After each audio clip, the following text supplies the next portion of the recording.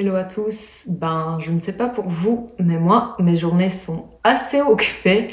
Je suis en télétravail, j'ai la chance de pouvoir être en télétravail et du coup de continuer à m'occuper puisque je suis responsable éditoriale pour Sport Heroes et on propose des applications sportives autour du vélo, de la course à pied et de la natation. Alors forcément en ce moment c'est un peu délicat de pratiquer, donc on essaye de trouver un maximum d'alternatives à proposer à notre communauté. On publie un maximum de contenu, donc voilà, ça occupe plutôt très bien mes journées. Mais je ne vais pas me plaindre, je préfère être occupée que m'ennuyer. Et puis pour mon premier week-end de confinement, écoutez, on va voir ce que ça donne. Honnêtement, moi je suis plutôt du genre à lire énormément, donc je pense que ça ne change pas beaucoup mon quotidien. L'enjeu, ça va être de tenir juste sur la durée. Ensuite, qu'est-ce qu'il y a dans mon frigo en ce moment? Écoutez, on a fait des courses, on a essayé de pas dévaliser les supermarchés, mais on a prévu des choses qui se conservent bien et facilement, donc des pâtes, du riz, des conserves.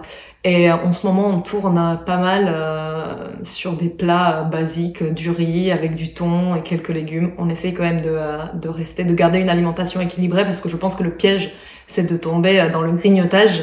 Et dans j'attrape un biscuit par-ci, un gâteau par-là. Alors bon, chez nous, il n'y a pas de gâteau, il n'y a pas de biscuit, il n'y a rien de tout ça. Donc au moins, ça évite les tentations. Et puis quand on veut quelque chose de sucré, on fait le bon vieux cake qui nécessite juste des œufs, du lait, de la farine, du beurre et 2-3 fruits. Pour les livres et les films, moi, j'en ai pas un à vous conseiller en particulier parce qu'il y en a tellement que j'aime que ce serait vraiment une torture de devoir choisir. Par contre, ce que je peux vous conseiller, c'est d'aller faire un tour sur Gallica. C'est un outil en ligne de la BNF qui vous propose des milliers et des milliers de livres numérisés en ligne. Honnêtement, vous pouvez y trouver des trésors, c'est formidable. Confiné ou pas, moi je passe ma vie dessus, donc vraiment je vous le conseille vivement. Et puis pareil pour les films et les documentaires. Moi je suis une grande fan de Arte Replay. Et des archives de l'INA, c'est formidable tout ce qu'on peut trouver dessus, donc vraiment n'hésitez pas à aller y faire un tour. Je pense que c'est le bon moment pour découvrir ces outils si vous ne les connaissez pas encore. Attendez, j'ai une petite liste de questions pour pas me perdre. Ensuite, la tenue vestimentaire. Alors, essentiel, moi je suis en télétravail et je tiens tous les jours à m'habiller comme si j'allais travailler. Donc là, j'ai un t-shirt que j'aurais mis de toute manière, même si j'étais vraiment au bureau. C'est très facile de céder à l'option je suis en pyjama sur mon canapé, mais je pense qu'on est nettement moins efficace.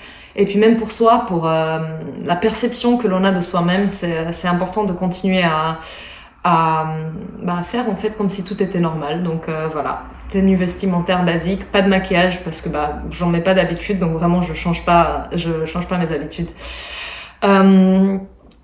Alors le professionnel dans tout ça, je l'ai abordé au début. Je suis en télétravail et on a plutôt plus de boulot que d'habitude parce ça me tient vraiment à cœur de proposer un maximum de choses aux gens qui sont à la maison et qui cherchent des sources d'inspiration, de motivation et de divertissement. Donc on y va à fond sur les articles en essayant de faire de notre mieux pour vous offrir des belles choses.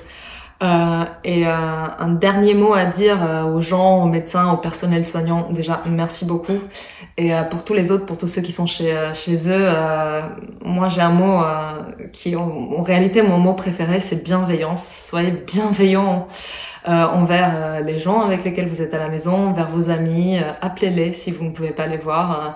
Et essayons de rester calme, positif et bienveillant. Ça peut vouloir dire beaucoup de choses, mais je pense que c'est un joli mot pour finir, la bienveillance.